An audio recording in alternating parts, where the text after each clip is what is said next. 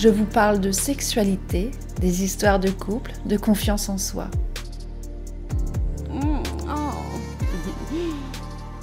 La Voix d'Annie, un podcast pour les femmes et les hommes pour se réconcilier avec votre sexualité, l'apprivoiser, se l'approprier. Dans le dernier épisode, vous avez pu écouter la maladie, le cancer. Aujourd'hui, un autre sujet, le burn-out. Et pour cela, j'ai la chance et le plaisir d'accueillir Cindy. À quel moment on se rend compte qu'on fait un burn-out? Bonjour Annie d'abord et merci de m'accueillir aujourd'hui.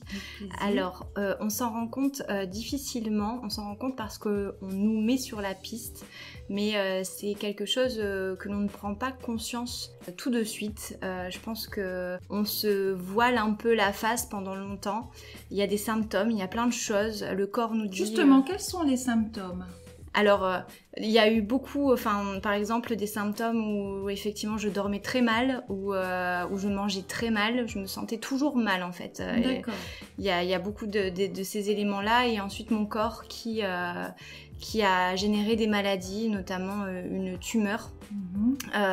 Et où effectivement je n'écoutais pas tous ces symptômes et à force de ne pas écouter, mon corps générait des choses de plus en plus graves. Quand tu dis on me mettait sur la piste, qui te mettait sur cette piste que tu pouvais faire un burn-out? Et bien à force de consulter justement parce que ça n'allait pas, les médecins nous mettent sur cette piste parce que justement le fait de pas dormir, le fait d'être toujours anxieux, tu l'évites, tu évites ces conseils ou en tous les cas je tu ne réalises pas que ouais. c'est grave à ce moment-là? Pas du tout, surtout à une vingtaine d'années, je pouvais pas du tout m'imaginer que c'était grave, je pouvais pas... On te propose de te mettre à l'arrêt?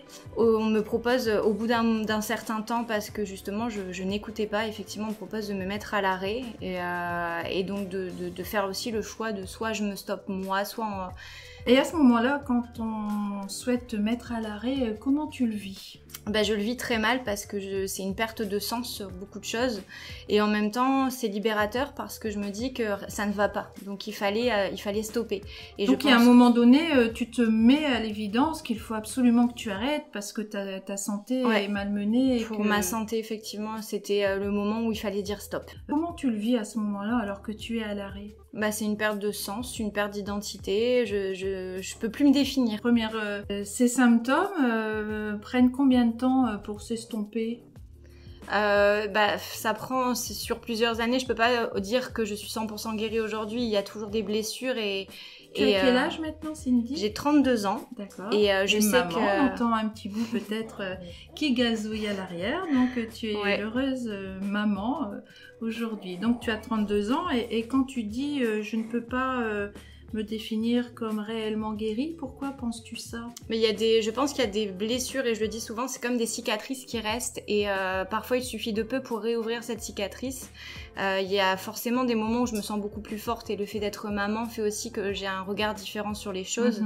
Et je le dis souvent aux personnes que je rencontre, ne restez pas dans une entreprise, dans un endroit où vous vous sentez malheureux parce qu'il y a toujours mieux qui vous attend ailleurs. Et justement le fait de m'être arrêtée et d'avoir pris le recul et de comprendre ce qui m'arrivait m'a permis de prendre des décisions différentes pour m'aligner beaucoup plus avec mes valeurs parce que le fond aussi du burn-out c'est d'être déstabilisé vis-à-vis de ses valeurs. Quels sont tes projets maintenant que tu es maman?